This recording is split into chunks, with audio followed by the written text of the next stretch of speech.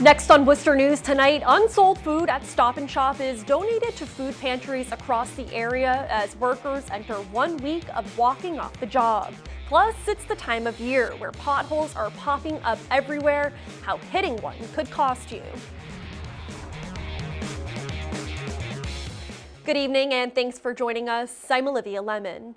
A windy but warm day in the city with temperatures reaching close to 60 degrees, but clouds, rain, and cold temperatures could be on their way.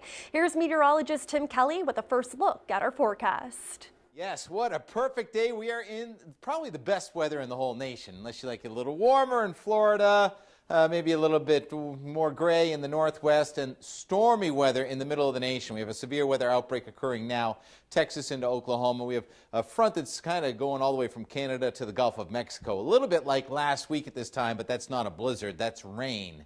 So the atmosphere is warming up. What a gorgeous day today. We made it up to the mid-50s. A few of us got to 60 degrees today.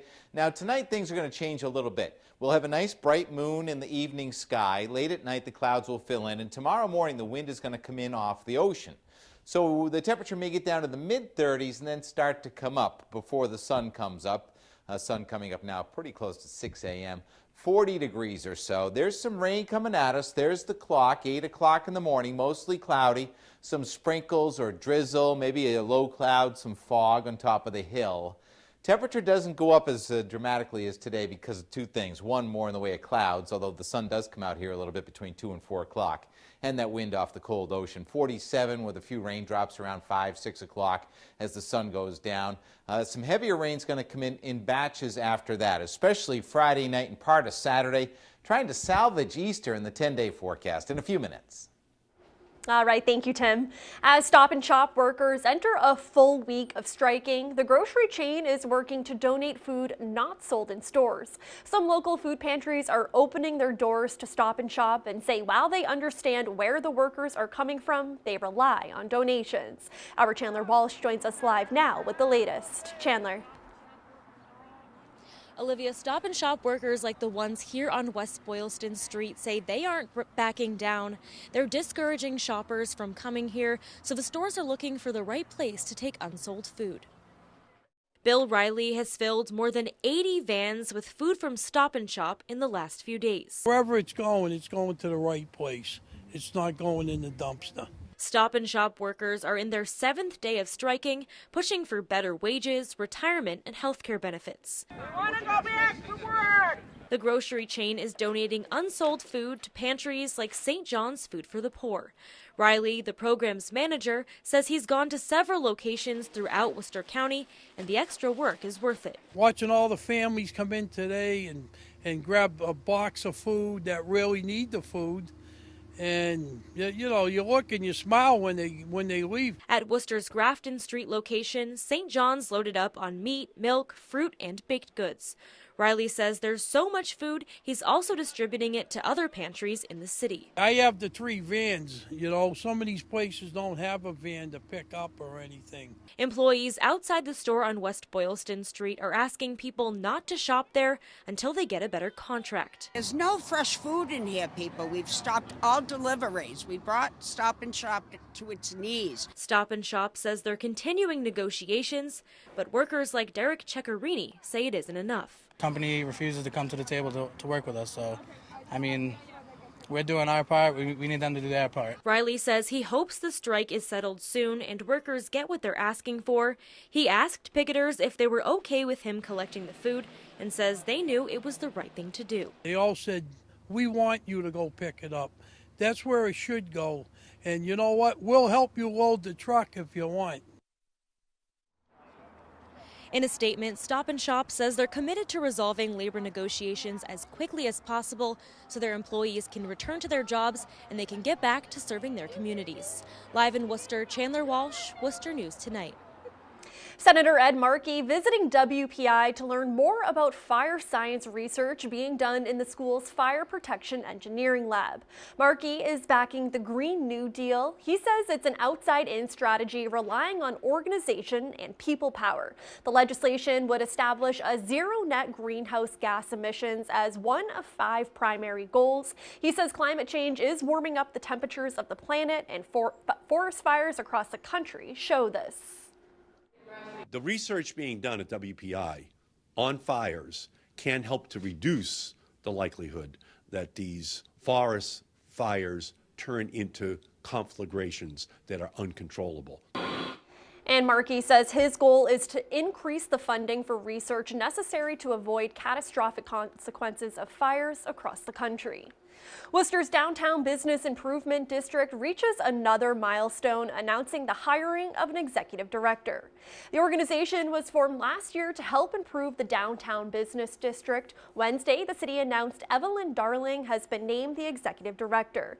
The city says she is a community development expert who is also the co-owner of the French creperie set to replace Weintraub's Jewish Deli. Well, it's the time of year where potholes are popping up all over local roads. And while they can cause serious damage to cars, the city offers a way for drivers to report them as soon as they see them.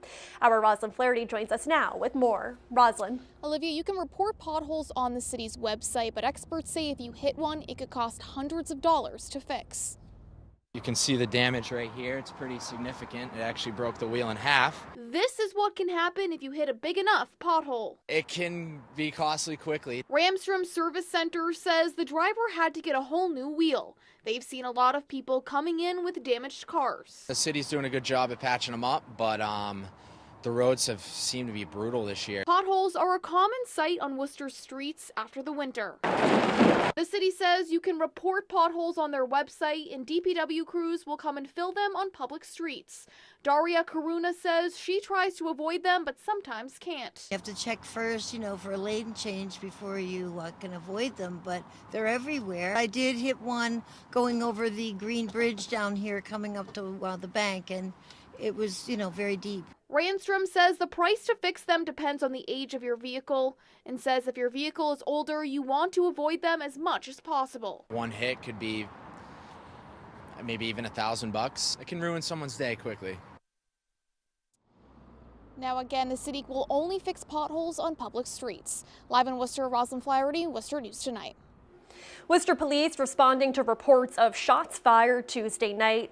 Officers were on scene of Harlem and South Ward Street. They say they found a male victim lying on the sidewalk with a gunshot wound to the abdomen. The victim was transported to the hospital and is expected to be okay. Witnesses tell police people got out of a car and began to shoot the victim while he was walking.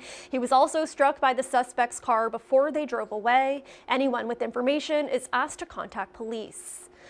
A woman is charged in connection to a Clinton man's death back in February. The Worcester County District Attorney's Office says 43-year-old Jill Cormier was arraigned in Clinton District Court Tuesday on charges of assault and battery and witness intimidation. The charges are in relation to the death of Roger Bemis. The 58-year-old's body was found in his Clinton home.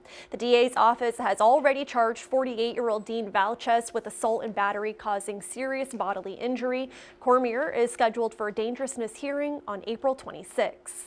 A Connecticut woman charged with larceny and unauthorized use of a stolen credit card allegedly stole the identity of a California woman. The 24-year-old was arraigned in Worcester District Court today. According to prosecutors, Genesis Garcia tried to buy more than $7,500 worth of jewelry from Macy's at the Auburn Mall. Auburn police received a report Tuesday from Macy's loss prevention personnel about a woman who had stolen 3 pieces of jewelry worth nearly $8,000, saying she ran away. On a condition of her $5,000 cash bail release, Garcia was asked to stay out of all Macy's stores and all retail establishments in Massachusetts. She's due back in court June 4th. Switching gears now, the warm start to spring is helping out attendance at Southwick Zoo in Mendon, along with it being April vacation. Thousands are expected to visit this week to see the hundreds of animals. Our Brittany Schaefer joins us now with more. Brittany. Olivia, the zoo just opened last week. Today, thousands were out exploring their more than 200 acres in what's expected to be their busiest day of the week. The Tyranny siblings are happy to be out of the classroom Wednesday. Better than looking at a math equation. They were among thousands visiting Southwick Zoo during school vacation week. There's like animals in Africa that are actually here in Massachusetts, which is very interesting. Seeing the animals when it's really warm outside is like really relaxing. Southwick Zoo is the largest in New England, and with more than 150 species, everyone has a favorite. So far, my favorite were the kangaroos. Get to pet the deers. I like looking at the pigs because pigs are my favorite animal. The zoo just opened last week for the season. Director of Education Samantha Russick says school vacations and good weather greatly increases their numbers. The weather here at the zoo really does make or break the day here, but a day like today is perfect weather. It's not too hot, not too cold. On any given day, especially like today when the weather's nice, thousands of people will be here. Russick says today will likely be their busiest day of the week, with families hoping to soak in the sunshine. It is a really great spot for the families to come out, take a break, finally enjoy the nice warmer weather and get to do something fun while you're outside. Educational. So we're here, we're learning about the animals, we're not home on video games.